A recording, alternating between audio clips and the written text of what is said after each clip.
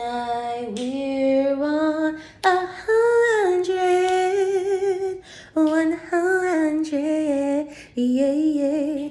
Drop it low, baby mama's keeping it cute. Ooh, ooh.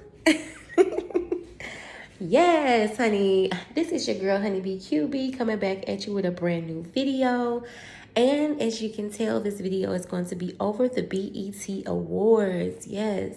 Of course, Chloe and Halle was one of my favorite performances tonight, but we'll come back to them in just a bit. Let's start off the conversation with Amanda Seales. Now, unfortunately, I didn't watch the BET Awards like live on television. I never do. I always just check out different clips and different performances. So I wasn't able to find any video of Amanda Seales, hosting the BET Awards. But I did find an interview online with her talking to E, and she seemed very excited. And I love the fact that they chose Amanda because she's been very socially conscious when it comes to Black Lives Matter. And she's always been in the know, in the social consciousness of what's going on in today. So I was really excited to hear that Amanda got that position to host the BET Awards. And I'm going to play a little bit of a clip of her talking with E in her interview. And I thought it was awesome. So check this out.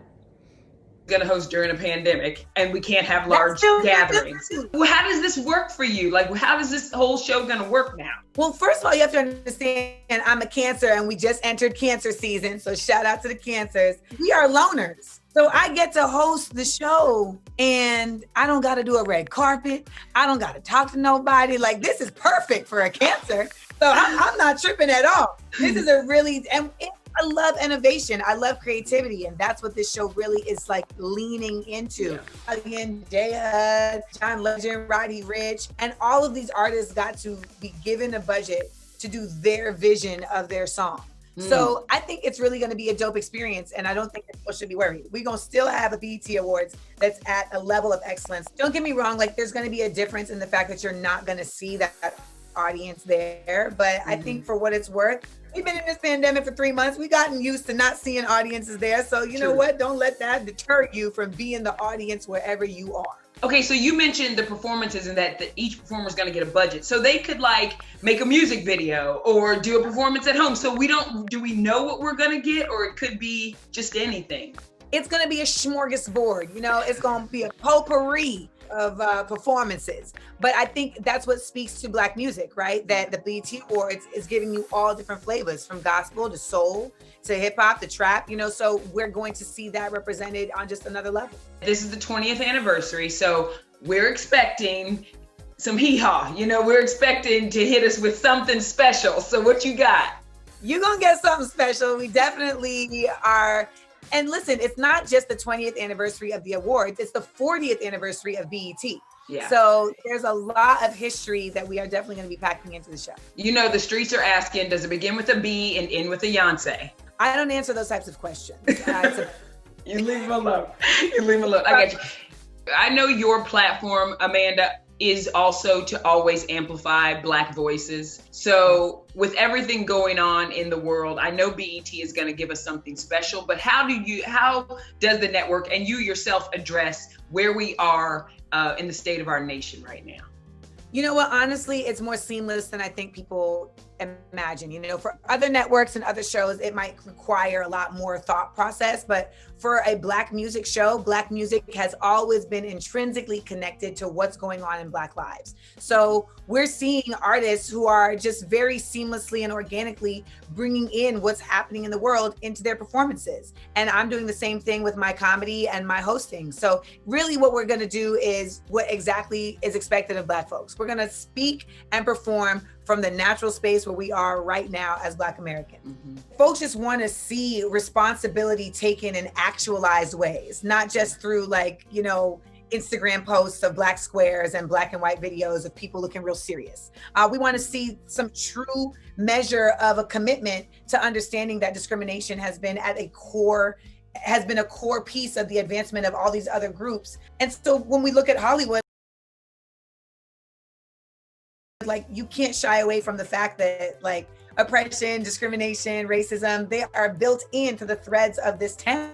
Mm-hmm. The conversations that are being had are about actualized change, and it's got to go beyond just having the conversations with your Black friends. It's got to go beyond just being like, no, I'm the cool one. It's like there has to be an actual visual, verbal, and action-based response. And and we're all doing that. I always know where your head is, and I always love to listen to your perspective. But how's your heart?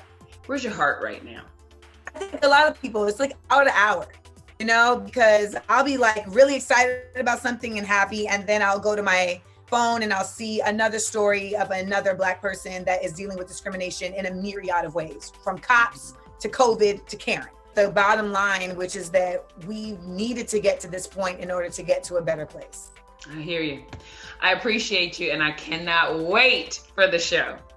It's gonna be a good time to share. I know it is. I know it is. I know it's. Congratulations, sis. I'm really, really happy for you. BET Awards. I'm your host, Amanda Seales. Why am I hosting it? Who better? I've been telling y'all everybody racist. I saw you up in the comments saying I was doing the most, but look at us now. Everyone is posting Black squares. Y'all's feeds went from OnlyFans to OnlyFists in like 24 hours. Now, folks always say, all Amanda ever does is talk about race. Well, listen, I would love to talk about regular everyday things, but racism always beats me to it. For instance, candy. Who don't like candy? But whenever I talk about Skittles, I remember Trayvon Martin. I would love to talk about ice cream. It's a delicious treat.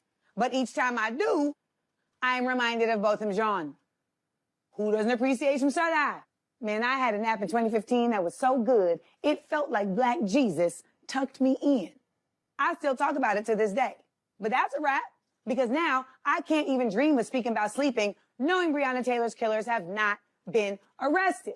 When I said, I don't got the time, I'm on my trampoline, I meant it. Because give it a minute, and racism gonna take the bounce out of that too. Now, I must admit, this BET Awards is a little different. Main thing is it's virtual. We're getting real in touch with being real inside. Because outside is on one. It's got COVID and cops and Karen's gone wild. It's like we hated on 2019 so much, it called its brother 2020 to come through and provide a collective mollywop. And that's precisely why we had to do the awards. Because we deserve a break. And when I say we, I mean all us Black folks watching the kneeling, the gratuitous kente cloth, the I take responsibility vids, and saying to ourselves, wow, y'all goofy. Because America is acting brand new about racism, like Dr. Martin Luther King Jr. was doing all them speeches for album interludes. Now they're talking about Juneteenth. It's dope, but y'all don't let them Cinco de Mayo our day. If we ain't watchful, every June 19th, folks gonna be at the bar wearing Frederick Douglass wig hats, ordering Harriet Teenies off the drink special. Then we have the protests. Now, we've been out here in these streets marching, and this new eruption of consciousness has been beautiful. But keep it real, though. Some of y'all was only at the protests because the club is closed. Now, I know, it's like the let out with a cause. Tonight's cause is not only to give accolades, but also to celebrate 40 years of BET. And because we're all still in the house, we can get 40 years of BET stars. We got Queen Latifah. Who you calling up? Countess Vaughn. Most of the... And we can't miss Nelly and his Band-Aid. Terry Crews couldn't make it. Not surprised. Now, shouts out to all the cancers. Like Amanda said, I'm a cancer as well. I'm coming up on the 6th of July. And I don't know about y'all, but I've been enjoying quarantine. Like she said, we are loners. And I am so fine with this. You do go through like certain emotions up and down. Like Amanda was saying, it's like, it's crazy because you literally could be scrolling down your timeline and you can see something amazing that some young Black person has posted or said online, and you're like really fired up and pumped up, and then the next, video could be of police brutality and or some type of racism or some type of Karen, and it's just like so draining. So you're up and down. But I will say I've been loving the quarantine, being able to just be with my family, being able to connect more with God. So it's just been amazing for me. I hope you guys are enjoying it as well. So let's go ahead and talk about some of these performances. So one that really stands out in my mind is Megan Thee Stallion. I really liked her performance. I think everybody was kind of trying to be socially aware at some point throughout their performances about the injustices that are going on right now after George Floyd's death, Breonna Taylor, and all of the other countless senseless deaths that have been going on so far this year and previous years as well, because a lot of things have been dug back up. But I really did like Megan's performance. Girls from the Hood, or Girls in the Hood, sorry, which was Girls in the Hood. And she also did Savage remix, which was really fun. I just like Megan. She's a different kind of rapper. You really don't see a lot of rappers actually dancing. Some of them do, but you don't get as much as she's giving us. Like, girl is dancing. Like, she's booty shaking, dropping it low, on the ground, and splits and everything. So I'm like, okay, Megan, girl, she did that. Her performance, her scene, like, okay, let's get this out the way. I feel like everybody's performance was just basically a video. And so her video was cool. She gave us a lot of the Cali vibes with, it kind of reminded me of, what was that song back in the day they used to have? California love. And she's out in the desert, so that was pretty cool. It was giving me all those kind of vibes, which was relatable, because of course she did the she took well, not took, but she used the beat that NWA used for Boys in the Hood, and so it just fit perfectly for the California vibes. And like I said, I just like Megan. She's beautiful. She's not an extra skinny girl, you know what I mean? She's giving us thickness, and she's showing off her body, and she's just like, yes. So yeah, Megan did her thing. Let's see, who else stands out? Oh, of course, Chloe and Halle. They were absolutely beautiful. When I say that I love the growth in these ladies, these young ladies have grown so much. I do recall watching them, I guess, what was it, 10, 12 years ago on YouTube. Back in the day, I do remember always, watching their videos. Back in the day, YouTube used to be like just basically, well, I don't know, I guess it was what you were looking up, but I always used to look up covers. And they always would do covers back in the day, but these young ladies have grown, and I can honestly say this is some music that I wouldn't mind playing, with my daughter being around. I love the way that they are just so classy. I love their dreads. I love that they're natural in their bodies and everything, and in their hair. Like, I love it. Now, Chloe and Halle actually didn't mention anything like towards Black Lives Matter or anything, but I mean, honestly, their whole aesthetic and their whole vibe gives you like, this, like, okay, we're definitely consciously aware of what's going on. And of course, I've seen, several interviews where they have discussed, some of the things that's going on in today's time. Oh, another performance that stands out for me was Summer Walker and Usher. Summer Walker has this voice. Oh my God, it's just like absolutely amazing. Like it's definitely a voice that we used to like kind of have that vibe of singing back in the 90s. And kind of everybody kind of used to have that vibe. Like if you go back to some of the old Destiny's Child records, you can kind of hear, I guess, well, that first record, you can kind of hear some of those vibes as well. And so, but Summer Walker, like, oh my God, her vocals and her vocal arrangements are absolutely just like blow your mind like crazy. If you sing, or you got a little something, you can hear it. Like, I have an ear for music, so I can hear different things and kind of mimic it. So I was just like blown away. I really absolutely loved her performance. I love the stage and how it was set up. Very beautiful, just laid back, and I was just like, you can tell that Summer is at a place in her career where it's like, this is the way that I want to do music. I think for a while there, she was kind of misunderstood with her vibe and with her, I guess, her style as an artist. But I see it now. Like, I see it. She's like the young Erica Badu, or but it's, I don't know. It's like a little bit of that, a little bit of Erica with the wild hair and the styles. But then she still like has that 90s voice. It's just, she has a total package. And I'm really glad that we're in the quarantine for her, because she seemed like she's more of a homebody type person like myself. And she's not with all the big crowds and the big groups. I know she was having a lot of issues with, meet and greets and stuff before last year when we weren't in quarantine. So I think, though, for her, this is like perfect, okay? And then Usher coming in with her with, what was the song they were singing?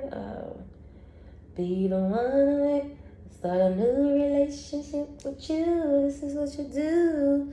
I don't know the song, and listen, I ain't getting paid to do these videos, so I'ma sing on mine, and if they catch me, child. But he, again, Usher is a legend, absolutely amazing, very nice performance. I enjoyed it very much so. Let's go ahead and move on from them. Now, who else did I see and I'm like, I loved it? Lil Wayne, which I was actually surprised, because I like Lil Wayne. I don't have a problem with him. But the last time that we was talking about Lil Wayne and Black Lives Matter, he didn't know what was going on. He was not aware. And he has made some crazy statements, like, I think he might have said all lives matter or something like that. But at any rate, he did a song from '09 that was dedicated to Kobe, and he did add, like, I think a new second verse, because he did reference Corona and some other things like that. But he still has it. Like, he still has all the chops, like, for real. And his performance was really nice too. It just showed a bunch of he used a bunch of clips and things that Kobe played, and it just kind of reminded us about Kobe Bryant and his passing. It was a nice tribute to Kobe and Gianna. So it was beautiful, very beautiful. Let's see, what else really stands out? We also had Public Enemy perform, and they had Nas, and there was another person. There was a few people that actually didn't see their names in the credit or in the title of the video, so I don't know what their actual names were. But at any rate, if you are like, from the 90s, or a kid that grew up in the 90s, Public Enemy had that music well, really they were like 80s, sorry, but I was born in the 80s, and I do remember Public Enemy. So I was young though, but yeah, I remember. Anywho, Public Enemy, they performed, and of course I just absolutely loved this performance because it was so black. It was just so black. Like, they had the red, black, and green flag up. They had, Nas in the wicker chair. That's just so black. And, they had their mask on, the fist up, and they even brought Flavor Flav out there. Now, one thing I did notice is that Professor Griff didn't perform. And I know Professor Griff is more into his spiritual side and into more consciousness. So I think maybe he opted out to perform. I don't know if he may have a beef with these guys or what, but he was not in the performance. They did have Nas in the performance and another brother, and I don't know his name. And then they had a sister in the performance as well. There was a young lady, and I like how the young brother that performed with them said how they didn't teach us about Juneteenth in the history classes. And he quoted a few lines from Tupac's lyrics. I believe it was from Changes. Yeah, it was. It was from the rap, not the rap, but from the song Changes that Tupac had right before he passed. Or no, actually that song came out like in the 2000s, I think, early 2000s. It was like, yeah, it did. But it was some music that they had kind of put together back in the day to, they had extra music that Pac had just laying around, and I guess they, put it together through studio. But anywho, that was really, really powerful and moving performance. Oh, let me jump back to Public Enemy. This is how hip hop is supposed to be. What Public Enemy did was what hip hop is. We are supposed to have songs with messages. We are supposed to have, rap music that gives us some type of motivation, some type of message. And I'm loving this whole vibe that everybody is picking up on. And I will say, though, I do know that a lot of this is for capitalism. Because, let's be honest, if you're not talking about Black Lives Matter right now, you're not going to make any money, okay? Nobody want to hear that stuff. And it was a good mix, though. You had Jennifer Hudson. Oh my God, this girl and her vocals, absolutely amazing. Only thing I didn't like about Jennifer's performance is that, I don't know, I was getting hot. Like, girl, you had on a whole velvet dress. And she did have her sleeve off on one of the sides, but she was just draped in a whole velvet, like a curtain, child. I don't know, but I did like the dreadlock look on her. It was really cute. It was giving us the vibe.